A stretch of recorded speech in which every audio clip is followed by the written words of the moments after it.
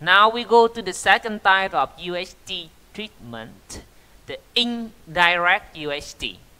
Indirect UHT, then we applied a heat exchanger. The heat exchanger can be either of this kind: plate heat exchanger, tubular heat exchanger, scrap surface heat exchanger. When we use heat exchanger, so we can increase the temperature fast, but not as fast as in the case of direct UHT.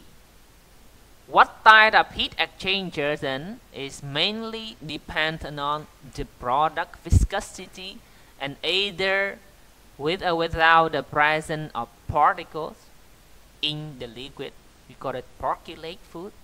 Because we increase the temperature not at fast, so normally we hold at a bit lower temperature and we for a longer time, so the product of indirect UHT is more affected.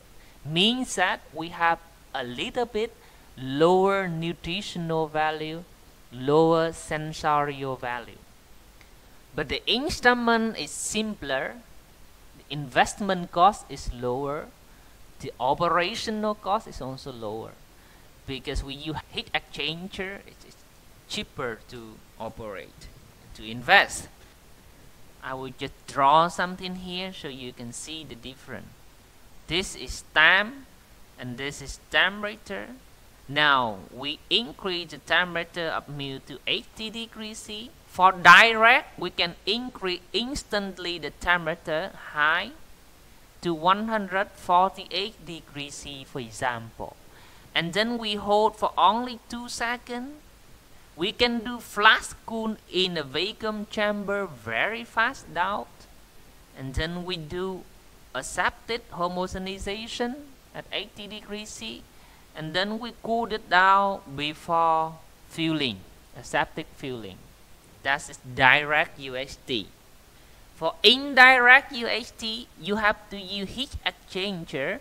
So you also increase the temperature fast, but not as fast as the other case. And then you increase to 138 degrees C. And because you do at lower temperature, so you maintain for a longer time, maybe like 15 seconds, not 2 seconds anymore. And after the holding time, you cool it down using a heat exchanger. You also need heat exchanger to increase the temperature and to cool it down. Okay, this is for indirect. And then you maintain some period and you do some cooling and you do packaging and so on. So that is indirect UHT. And the red one is direct UHT. Direct UHT, how do you increase the temperature of milk at this stage? What do you apply? Steam injection or steam infusion. And how do you cool it? Fast cool it down. Vacuum chamber or expansion chamber. So if we look at the market, 2 companies, they also sell UHT milk, but one company sell a higher price, the other one sell a lower price. And the one of higher price tastes a little bit better, more natural, because they apply direct one. The other one indirect. People don't know, but of course for the normal direct UHT, the price should be a bit higher. Right, so the 3 kinds of heat exchanger we already mentioned: the plate heat exchanger, tubular heat exchanger, and scrap surface heat exchanger. Plate heat exchanger, like here, you have many plates made by the special metal which is not rotten by food. And plate like this, one side will be the heating medium, maybe steam or hot water, the other side will be milk. Like that, okay, and the heat will transfer from the heating medium through the wall to the food. And this plate is not a smooth surface, but they make it a little bit like pumping like this. Why they made this? Okay, they do like that to increase the surface area for the heat exchange, but they will not do very much curve.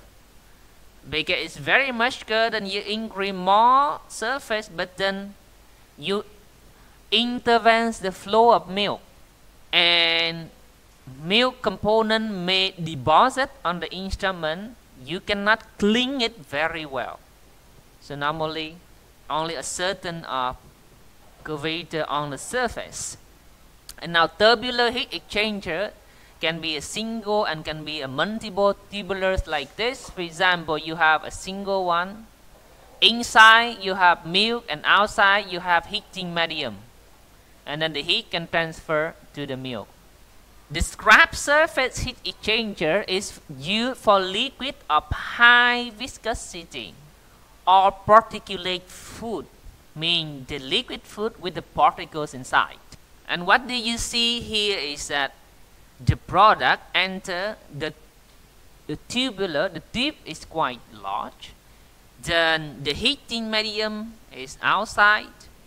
Heat transfer to the food. The food has high viscosity, so it's difficult for the heat to transfer, right? Like the flow is not turbulent enough. The flow of the liquid food should be turbulent, mixing up to have homogeneous heating effect.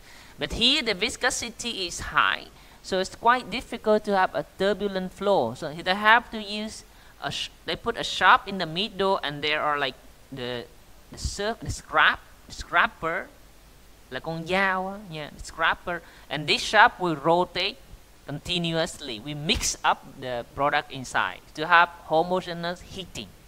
If there is no scraper like that to mix up the product, then part will be overheated, the other part will be underheated. That's not good, right? So you're mixing all the time. So depends on what the viscosity or either the presence of the particle in the food that we opt to use either of the three kinds. This is for indirect UHT. We use a heat exchanger. This is the heat exchanger, another heat exchanger to increase the temperature up to 138 degrees C, for example. And this is the holding tube for like 15 seconds, 20 seconds. And then we use several heat exchangers to lower the temperature. That's why it takes longer time to increase and longer time to decrease, not as fast as the case of direct UHT. Yes, so we are done with the UHT. So it is okay to say that UHT milk has a higher nutritional value compared to sterilized milk because we carry it out at very high temperature. The benefits of UHT come from not very high temperature but very short time. And how can we do very short time? Because we do at very high temperature. So when we do high temperature means a short time means we do before after filling, and after the heat treatment, everything should be under what condition? Aseptic condition.